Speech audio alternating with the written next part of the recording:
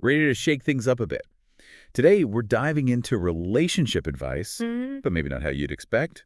We're going way outside the typical marriage counseling box. should be We're interesting. checking out this Arabic lecture series, 7 Secrets to Successful Marriage by Dr. Yasser Al-Hazimi. Fascinating. We're diving deep into the transcript. And let me tell you, it challenges a lot of assumptions about love and relationships. Like right off the bat, Dr. Al-Hazimi hits us with this idea of, get this, horizontal relationships. Yeah. Okay, so I'm thinking horizontal. What does that even mean in the context of marriage? So help us break it down. Well, he contrasts it with what he calls vertical relationships, like the classic parent-child dynamic, Yeah. where there's that built-in hierarchy. So horizontal means you're approaching your partner as an equal. Ah, okay. And honestly, I think it just changes the whole game. Think about it. Approaching disagreements not as like, I'm going to win this, but we're in this together. How do we solve this together? So less about right or wrong Mhm. and more about, like you said, teamwork. Exactly. It's about collaboration, not competition. And he shares this great anecdote about Abu al-Darda and his wife. She got upset about something, and instead of, getting defensive, his response was basically, hey, I'll be the calm one while you're angry, and when I'm having a moment, you can be the calm one. Oh, wow. It's not about immediately trying to fix it or worse, saying, well, you're overreacting. It's about meeting those heightened emotions with understanding. Which is so different from like the whole don't go to bed angry advice. Right. Which sometimes feels like you're just supposed to sweep things under the rug to avoid conflict. Which, let's be honest, usually makes things worse. Exactly. It's not real compromise, right? And Dr. Al-Hazimi would say that real compromise is about the bigger picture, the future of the relationship, not just, whatever's happening in that one heated moment. It's about taking a longer view. Exactly. And I think that's a really valuable takeaway. It's not just some wishy-washy ideal. Equality has some really practical implications for how couples can, well, handle conflict when it inevitably comes up. Speaking of handling conflict, Mm-hmm. I noticed Dr. Al-Hazimi talks about the importance of discretion, keeping things private, especially when things get a little rough in a relationship. Right? Like he even uses the example of the Prophet Muhammad, PBUH, divorcing and remarrying Hafsa. And he's pointing out that, hey, even in a time and place where divorce was much more commonplace, it was still handled with like a certain level of decorum and respect. Yeah. It makes you think, in today's world, It really does. social media, everybody's sharing everything. Right, like how much is too much to share publicly? Uh-huh. Because it might feel good in the moment to vent about your relationship online, but But is it really the best approach? yeah, is it actually going to help anything in the long run? Because sometimes, honestly, less is more when it comes to resolving those kinds of issues. Right, it's like adding fuel to the fire. Instead of actually resolving anything, Yeah. you're just escalating the drama. 100%. So, okay, let's shift gears a bit here. Okay. Dr. Al-Azimi talks about this other concept called, and forgive my pronunciation, takaluf. Takaluf. Yeah, did I say that right? Yes, you did. Okay, good. So it basically means being overly formal or putting in way too much effort in a relationship, which honestly, I could see how that could backfire. Oh, absolutely. And this is going to sound so specific, but it reminds me of, that friend who just goes totally overboard with hospitality every single time you visit? Yes. Like, they won't let you lift a finger and start ordering way too much food, and it's just too much. That is a perfect example of takaluf in action. It's like generosity and hospitality are obviously great qualities, but like anything, they can be taken too far. Right. And then it becomes more about performance obligation. Rather than genuine connection, yeah. Exactly. It's exhausting. Okay, but get ready for this. Dr. Al-Hazimi then drops this bomb. He says, all relationships are built on self-interest. It definitely makes you stop and think. Okay, I know you're thinking. Yeah. At first glance, it sounds kind of harsh. Yeah. But I think there's a lot more to unpack there. There is. He's not saying we're all secretly selfish jerks. It's more nuanced than that. Right. He's saying that even the things we do that seem on the surface completely selfless often come from a place of, I don't know, wanting some kind of reward. Maybe not even a tangible one. Could be emotional. Sure. Even See- spiritual fulfillment. Okay, so it's not about like being self-serving, but recognizing that we all have these fundamental needs and desires. Exactly. And relationships actually provide a framework for fulfilling those needs in a healthy way. Right, mutually beneficial. Exactly. It's like, imagine for a second a group of villagers. They need to, let's say, transport supplies. Now, individually, it's impossible. Too much, right? But if they work together, depend on each other. They can achieve their goal. They all benefit. It's a win-win. It's interesting because you wouldn't necessarily think of self-interest as the foundation of a strong relationship, but It kind of is, in a way. yeah, it's about understanding the why behind why we seek out these connections in the first place. Exactly. Okay, but I'm going to play devil's advocate for a second. Sure. What about love? I mean, true love, you can't tell me that's just a calculated transaction. Of course not.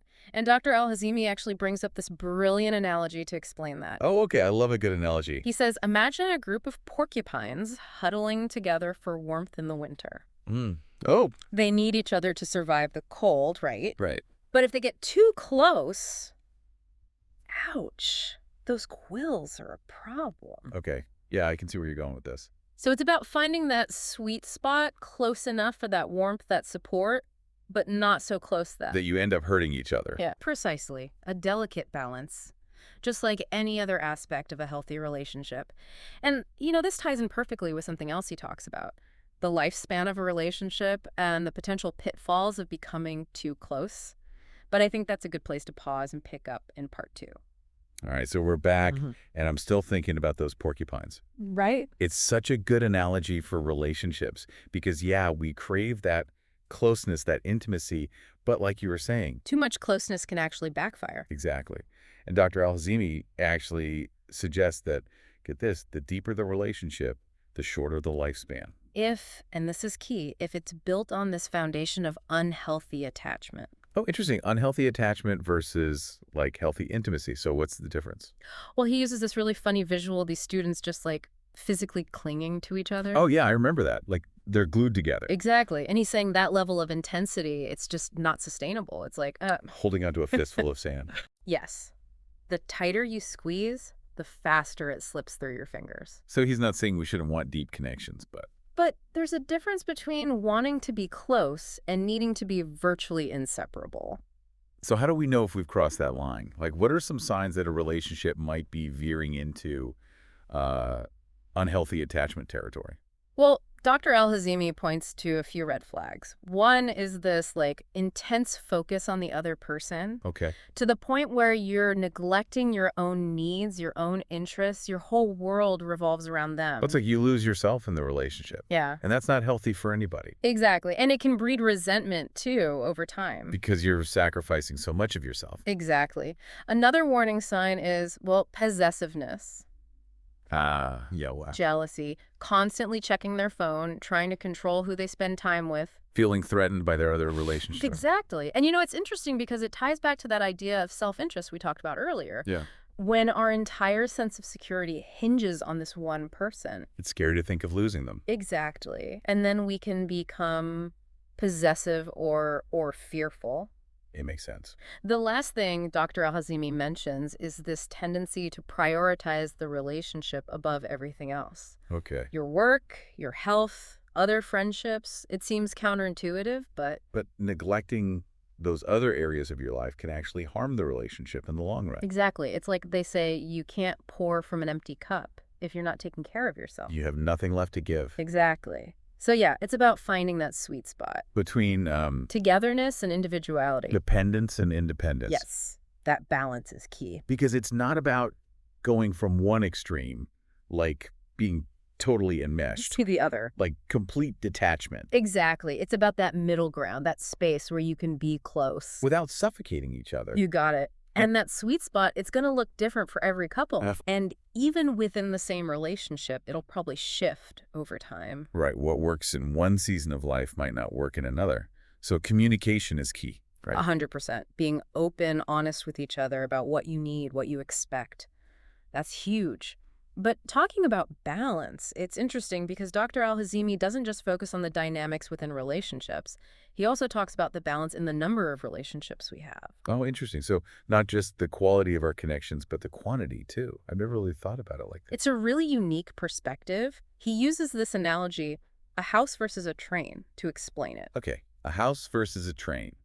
I'm intrigued. So some people, they're like houses. Okay. They have this small, carefully curated group of close relationships. They really invest deeply in those connections. And other people are more like trains. constantly picking up new passengers, others getting off along the way. And neither one is right or wrong. Yeah. It's just about, like you said, balance and And knowing yourself, right? which one resonates more with you. And finding people who get you, who share that same style. Mm. Because you can imagine a house trying to build a connection with a train. It just doesn't work. The house is going to end up feeling neglected or like they're constantly competing for attention. And the train's going to feel stifled, Yeah. trapped almost. Like their freedom is being limited. It's about compatibility. But like on this fundamental level of how you approach relationships in general. 100%. And this leads to another really crucial point that Dr. Al-Azimi makes, choosing relationships that bring us joy, Okay. fulfillment, Okay. not just ones that feel like an obligation. Oh, that resonates so much. Yeah. It's so easy to get caught up in the shoulds of relationships. Right. Like, I should go to that event. I should stay friends with this person. Even if it no longer feels good. Exactly. Yeah. But that's a recipe for burnout, right? It is. Dr. Al-Hazimi is urging us to be intentional, to think, okay, who and what deserves my energy? Invest in the people who nourish you. The people who make you feel alive. Exactly. And it's hard. But sometimes that means saying no to certain things. Absolutely. Certain people, even. Yes. Even if it feels awkward or uncomfortable. It's about creating space. For the people who truly matter. It all comes back to balance, doesn't it? It really does. Finding that sweet spot in all areas of our relationship From how we communicate. to the number of connections we nurture. Exactly. But, it's one thing to talk about these ideas in theory, but Dr. Al-Hazimi actually offers a lot of practical advice, too. Okay, so how do we actually put all of this into practice?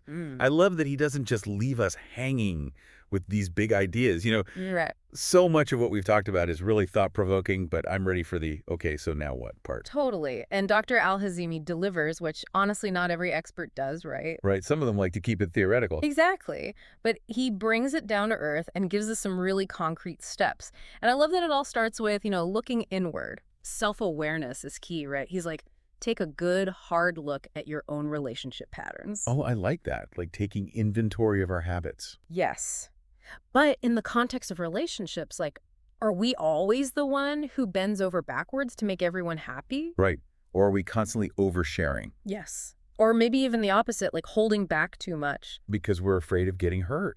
Yeah. There are so many possibilities. There are. And it's not about judging ourselves, right? It's just about noticing those patterns so we can... Make more conscious choices. Exactly. And then he's like, okay, now that you've looked inward, shift your focus. He wants us to really pay attention to the people we're drawn to. Cool. What kind of energy do those connections bring into our lives? Because some relationships just drain us, Totally. And it's not always anyone's fault. Sometimes it's just we're not speaking the same language relationship-wise. Maybe we're trying to be a house when deep down we're a train. Or the other way around.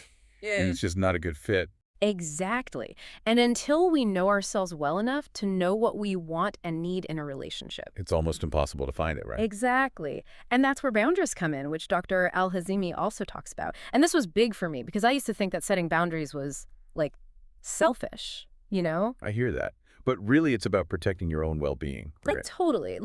It's not selfish to have needs. It's not selfish to say, this is what works for me, or this really isn't working for me. And when we can communicate that clearly and respectfully. It creates a foundation of mutual respect. Yes. And it allows that relationship to actually thrive. Yeah. Because like we were saying earlier, our time and energy are precious. We can't be everything to everyone. And if we try, we're going to end up feeling resentful and completely burnt out. 100%. And ultimately, that doesn't serve anyone. Right. It hurts all of the relationships in our lives. Exactly. And, I think the biggest takeaway for me from this whole lecture series is that we have to be really intentional about who we let into our lives and why. It's not about cutting people off or being afraid of connection. It's about, like you said, creating space. For the good stuff. Yes. For the connections that let us up, that make us feel seen and heard and supported. It's about being really present and engaged in those relationships that matter most. Exactly. It's about quality over quantity. This has been amazing. Yeah. So much to think about. I know, right? And it's so different from the typical relationship advice you hear. Totally. This felt really fresh, really eye-opening. So to everyone listening, whether you're married, single, dating, whatever your relationship status, Think about this. how can you bring a little more of Dr. Al-Hazimi's wisdom into your own life? How can you cultivate more of those horizontal relationships? Where can you prioritize discretion? Are you letting Tuckalif creep into your interactions? Are you being intentional about creating space for those relationships that truly nourish you?